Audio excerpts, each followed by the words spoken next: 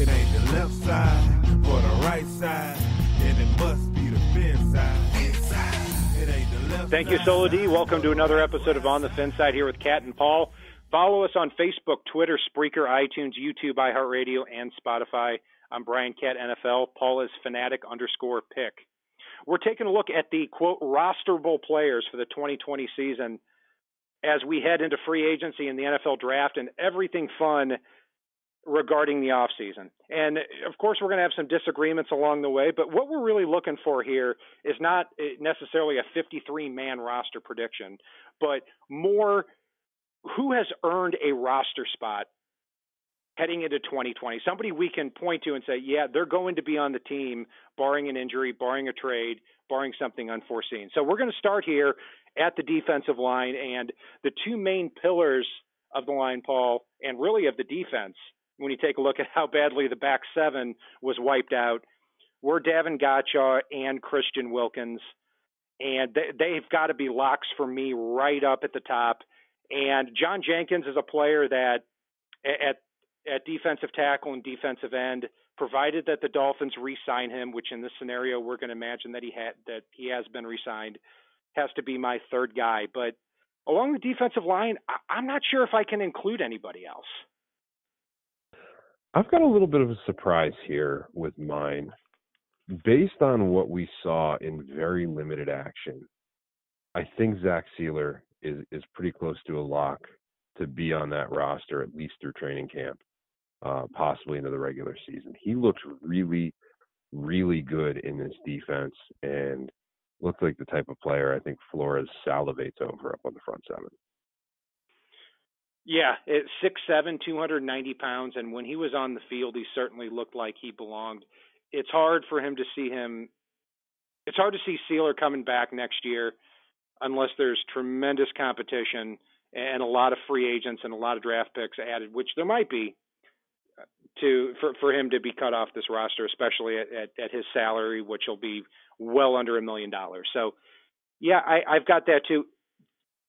I'm really close on Sealer as far as making the roster. I don't quite put him on there yet as that definite person, but he's certainly somebody that's close.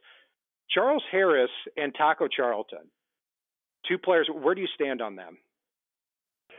This is where I look at this offseason. I look at the cap space. I look at the impact players in the draft and where Miami is drafting. And these two are supposed to be pass rush specialists. They don't defend the run worth a damn. And, you know, Tako Charlton lucked into a couple of sacks, but they just did not do enough in that pass rusher role. It's Vince Beagle was our best pass rusher by far, and that shouldn't really be his specialty. I think when Miami goes ahead and signs or drafts a situational pass rusher or a dedicated pass rusher, somebody that can get to the quarterback, the two that are put on notice there are Tako Charlton and Charles Harris, because they just haven't done enough. Yeah, I don't have Harris and Charlton as rosterables in 2020 either, largely because their inability to play special teams. I mean, Brian Flores showed down toward the last several games of the year that he wasn't willing to put them on the field or put them on the active game day roster, instead opting for players like Andrew Van Ginkel and and Trent Harris that we'll get to here in just a minute. So yeah, I've got those three. I got to jump in there. It's not even their inability to play special teams. For me, it's their inability to play defense, basic fundamental defense. There is that too. I just had to throw that out there because I'm sure our listeners are going to point it out. Yeah, and even though Charlton led the team in sacks with 5, I mean, toward the end of the year, he's not even active. And he can't play run defense.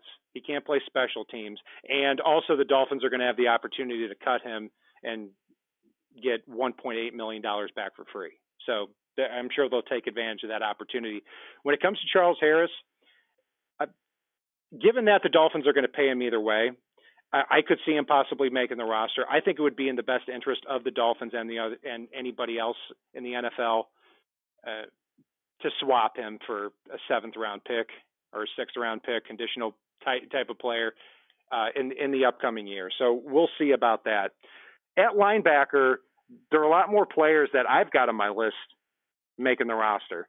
Raekwon McMillan, Jerome Baker, Vince Beagle, they're obvious. Andrew Van Ginkel played very well when he got into the lineup. I've also got Sam Eguavoen making the team as my fifth linebacker. Yeah,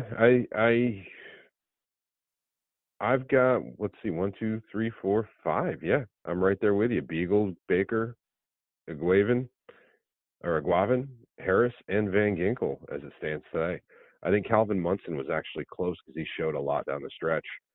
Deion Lacey, maybe as a special teamer, but I just think that there's enough special teamers and some of these rookies that they get in the draft are probably going to take that spot.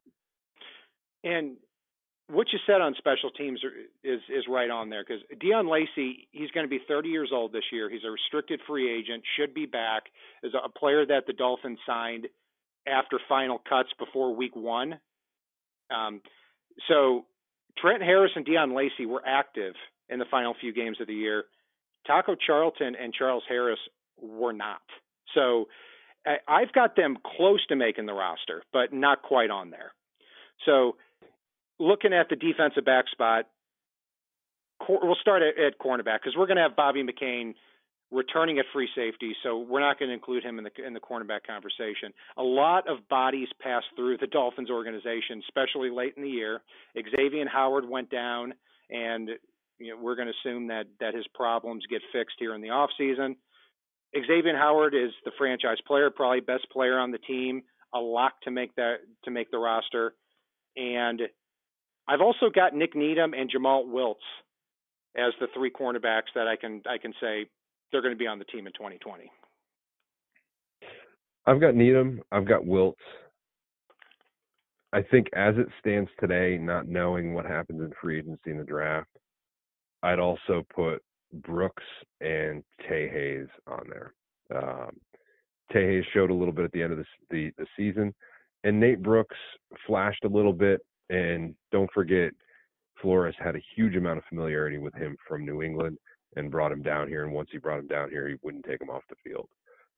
So for me, it's more of what I think Flores is thinking there at the position than it is what I would like to see. At safety, Bobby McCain went on injured reserve, and you had Adrian Colbert that stepped in there. You had a couple other players that took some snaps too. At strong safety, Eric Rowe had a very, very good season and was rewarded with a contract extension. So we've got them as locks making the roster. Walt Aikens is a free agent, and you had the Dolphins re-signing him. I was kind of on the fence, and I've got to admit, over the last week, you've re-listened to the show, and you talked me into it. So I'm going to have Walt Aikens making the roster as well as that third guy. So other than that, I'm not seeing anybody. So I've got Bobby McCain, Eric Rowe, and Walt Aikens. Anybody else stick out for you? Believe it or not, I definitely want to keep Colbert. I really liked what I saw out of him, and I know he's coming back from injury. He was an awesome player before he got hurt. And given the fact that, again, we don't know what happens in free agency, we don't know what falls to Miami in the draft, so we've got to go with it as it stands today. And I think Colbert makes the roster, and I think Steven Parker's right there on the cusp of making the roster as well, even though I expect Parker to be in more of a backup role next season. I was close on Adrian Colbert, and for 2 weeks in a row, you've talked me into it. I'm going to put him on the roster too. Special teams, Paul, Jason Sanders, Matt Hawk returning as a restricted free agent, and Taylor Pepper returning as an exclusive rights free agent. Any changes there for you? No, but the one thing I want to say is, as much as I love John Denny, I've really got to give Taylor Pepper a huge amount of credit, because you look at it, and the biggest compliment you can pay to a long snapper is that you never had to say his name. And I can't recall ever having to say his name once all season long. So as much as it hurt to see old man Denny walk away from the building, I've got to give this guy a lot of credit, because Miami was in a lot of special team situations this year, and we didn't have to say his name once. That is the ultimate compliment for a special teamer. And he was on a lot of tackles as well, which is, that's all you can say for a long snapper. He never effed up any long snaps, and he was in on a few tackles. So yeah, I hope he does come back next year too, and he's going to do so at $600,000 or $700,000. So reviewing the entire roster, and one player we haven't talked about too is Rashad Jones, because it's very, very obvious at this point that he is the one guy we can point to and say he's going to get cut in the offseason. The Dolphins are going to save over $5 million this year, over $10 million next year. So that's certainly going to happen. We certainly have a lot of respect for Rashad Jones in terms of his play, but not going to make the roster. So, Paul, overall, as I tally all this up on offense and on defense, and offense we covered in another show that you can find on all of our media outlets too, we agreed on, I believe, 31 players. And we'll go from the top very quickly. Quarterbacks, Ryan Fitzpatrick and Josh Rosen.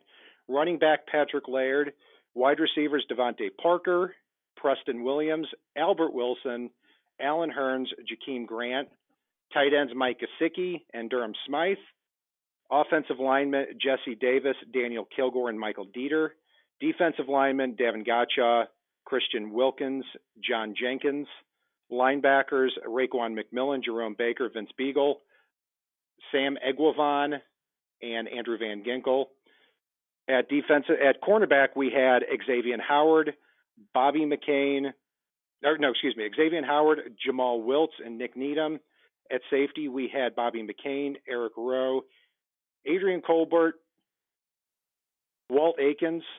And on special teams, we agreed on Jason Sanders, Matt Hawk, and Tabor Pepper. So 31 out of the 53 players on the 2020 roster. Obviously, we both had a couple of more players along the way, but I'll tell you, looking back at the beginning of the year, Paul, when we took a look at this roster, I didn't see 31 plus players on this roster for 2020. I didn't see 15 or 20 at that point in time. Let's be fair though too. A chunk of these guys that we still wouldn't have expected, they weren't on the roster to begin the season. They're guys that got signed off the street as the season wore on here. So in reality, it does make it impressive. But don't forget, Miami also set a record for number of players utilized in a single season this year, which is insane to me, but also part of the nature of the beast when it's one big preseason game. And they're going to have 14 draft picks. They're going to have over $100 million. So they need to acquire that real core of stars along the way. But I see a lot of depth here. And that's really what this exercise here has all been about. That will do it for our breakdown of the 2020, what we feel are roster locks heading into the offseason. You're listening to Brian, Cat, and Paul. I'm Brian Cat NFL on Twitter. Paul is fanatic_pick. You can follow us on Facebook, Twitter, Spreaker, iTunes, YouTube, iHeartRadio, and Spotify. Check out our merch store on the FinSide.threadless.com. And if it's not on the right side and it's not on the left side, it is on the FinSide. Sola D, take us home. It ain't the left side or the right side, then it must be the FinSide. It ain't the left side or the right side, then it must be the FinSide. Listen, Dolphins fans across the land all tuning in to see what Brian, Cat, and Paul